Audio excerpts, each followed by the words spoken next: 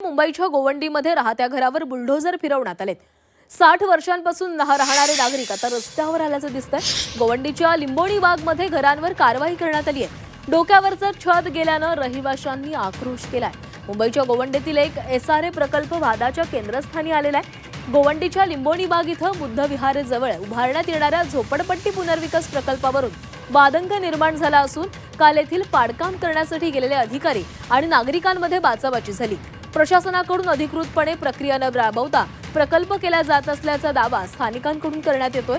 याच संदर्भात काल घर खाली करण्याच्या कारवाई दरम्यान एका रहिवाशाचा मृत्यू झाल्यानं प्रकरणाला वेगळं वळण लागल्याची शक्यता आहे। याचा आढावा घेतलाय आमचे प्रतिनिधी ओम देशमुख यांनी।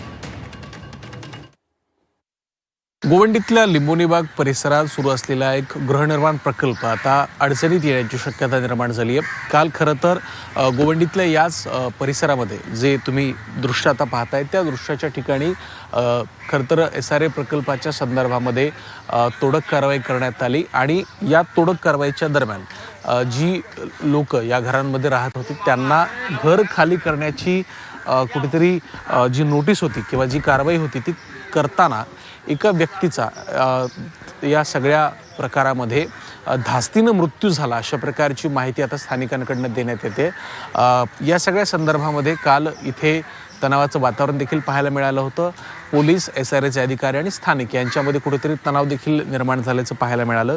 या सगळ्या पार्श्वभूमीवरती आता आज इथं काय होतंय, खरं तर 10वीच्या आणि एकंदरच या सगळ्या परीक्षा सुरू असताना उन्हाळ्याचे दिवस सुरू झालेले असताना आणि अनेक ठिकाणी अनेक घरांमध्ये जे लोक राहतात त्यांच्या कुठेतरी गैरसोयीचा मुद्दा लक्षात घेता एसआरए प्रशासन असेल, पोलीस असतील किंवा स्थानिकांमध्ये कशा पद्धतीने चर्चा होते आणि या सगळ्या प्रकाराला काल जो पगारे नामक व्यक्तीचा या ठिकाणी मृत्यू झाला या सगळ्या विषयांवरून आता सध्या नेमकं पुढे काय होतंय हे देखील पाहणं महत्त्वाचं असणार। या सगळ्या ठिकाणी शांतता राहावी यासाठी पोलिसांची एक गाडी देखील या ठिकाणी बाहेरच्या परिसरामध्ये तैनात करण्यात आली। सध्या तरी इथलं वातावरण शांत आहे, त्यामुळे या पुढील काही तासांमध्ये एसआरएच्या या प्रकल्पासंदर्भात नेमक्या काय घडामोडी घडत आहेत आणि स्थानिकांकडनं या प्रकल्पाला ज्या काही प्रमाणामध्ये विरोध केला जातोय त्याचं नेमकं पुढे काय होतं, एसआरए प्रशासन याची नेमकी कशा प्रकारे दखल घेत आहे हे देखील पाहणं महत्त्वाचं आहे। व्हिडिओ जर्नलिस्ट प्रमोद गरुडसह मी ओम देशमुख, झी मीडिया, मुंबई।